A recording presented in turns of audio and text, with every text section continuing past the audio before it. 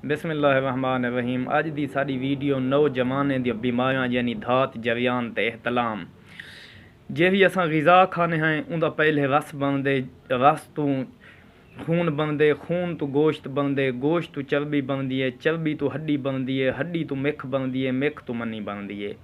ये 12 साल की एज च बनना शुरू थींदी है, 18 साल की एज च आके पकदी है, 12 तो 20 साल तक नेक रहना लाजमी है। बचपन दे विच गलत कारी की कोई सूरत, अगलाम यानी लड़के का इस्तेमाल, हैंड प्रैक्टिस हथ का इस्तेमाल या कहीं औरत का इस्तेमाल सेहत वास्ते नुकसानदेह है।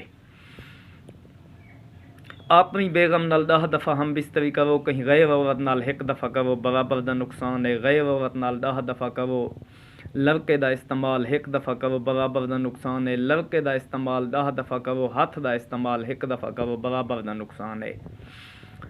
जवानी दे विच बुढ़ेपे की अलामत ज़्यादातर हैंड प्रैक्टिस की वजह तो आँदी है, जिवें गलत फाश फिल्मां देख के हथ का इस्तेमाल करें या गलत कम करें। बचपन दे विच उन्हें को पता नहीं होता इनका नुकसान क्या है।